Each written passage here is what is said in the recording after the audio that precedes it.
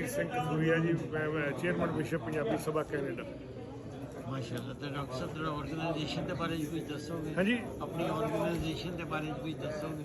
ਸਾਡੀ ਵਿਸ਼ਵ ਪੰਜਾਬੀ ਸਭਾ ਕੈਨੇਡਾ ਅਸੀਂ ਮਾਂ ਬੋਲੀ ਪੰਜਾਬੀ ਦੇ ਪ੍ਰਚਾਰ ਤੇ ਪ੍ਰਸਾਰ ਵਾਸਤੇ ਕੰਮ ਕਰਦੇ ਹਾਂ।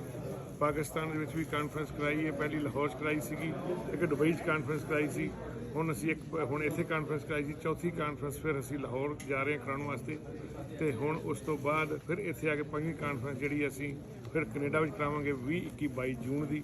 ਕੋਸ਼ਿਸ਼ ਕਰਦੇ ਹਾਂ ਕਿ ਆਪਣੇ ਬੱਚਿਆਂ ਨੂੰ ਜਿਹੜੀ ਆਉਣ ਵਾਲੀ ਜਨਰੇਸ਼ਨ ਹੈ ਉਹਨੂੰ ਮਾਂ ਬੋਲੀ ਪੰਜਾਬੀ ਨਾਲ ਜੋੜੀਏ, ਕਿਉਂਕਿ ਅਸੀਂ ਇੱਕੋ ਚੀਜ਼ ਤੇ ਸਾਨੂੰ ਇਹ ਲੱਗਦਾ ਹੈ ਕਿ ਜੇ ਸਾਡੀ ਅਗਲੀ ਜਨਰੇਸ਼ਨ ਸਾਡੀ ਮਾਂ ਬੋਲੀ ਪੰਜਾਬੀ ਨਾਲ ਨਹੀਂ ਜੁੜਦੀ ਤਾਂ ਅਸੀਂ ਬਹੁਤ ਕੁਝ ਗਵਾ ਲਵਾਂਗੇ। ਜੇ ਬੋਲੀ ਗਵਾ ਲਈ, ਸਾਡਾ ਸੱਭਿਆਚਾਰ, ਸਾਡਾ ਵਿਰਸਾ, ਸਾਡੀ ਪੰਜਾਬੀ ਸਭ ਕੁਝ ਗੁੰਮ ਹੋ ਜਾਏਗਾ। ਇਹ ਸਾਰੇ ਕੋਸ਼ਿਸ਼ ਕਰਦੇ ਹਾਂ ਕਿ ਆਪਣੇ ਬੱਚਿਆਂ ਨੂੰ, ਆਪਣੀ ਆਉਣ ਵਾਲੀ ਜਨਰੇਸ਼ਨ ਨੂੰ ਅਸੀਂ ਮਾਂ ਬੋਲੀ ਪੰਜਾਬੀ ਨਾਲ ਜੋੜੀਏ। Doctor Sahib showcase with Bilal Cheema ਇੱਕ ਸਾਡਾ ਪ੍ਰੋਗਰਾਮ ਪੰਜਾਬੀ 'ਚ ਆਉਂਦਾ ਹੈ, ਉਹਦੇ ਬਾਰੇ ਸਾਨੂੰ ਕੈਨੇਡੀਅਨ ਪੰਜਾਬੀ ਪਾ ਕੇ ਦੋਨੋਂ ਪਾਸਿਆਂ ਦਾ ਕੀ ਮੈਸੇਜ ਦਿਓਗੇ? ਅਸੀਂ ਤਾਂ ਇੱਕੋ ਗੱਲ ਕਹਿੰਦੇ, ਤੁਸੀਂ ਕੰਮ ਬਹੁਤ ਵਧੀਆ ਕੰਮ ਕਰ ਰਹੇ ਹੋ। ਤੁਸੀਂ ਜਿਵੇਂ ਅੱਜ ਵੀ ਪ੍ਰੋਗਰਾਮ 'ਚ ਆਏ ਹੋ, ਸਾਰੀ ਤੁਸੀਂ ਵੀਡੀਓ ਬਣਾਈ ਹੈ, ਸਾਰਿਆਂ ਨੂੰ ਦਿਖਾਓਗੇ। ਇਹ ਸਾਡਾ ਸੰਦੇਸ਼ ਹੈ, ਹਰ ਘਰ ਤੱਕ ਪਹੁੰਚੇਗਾ।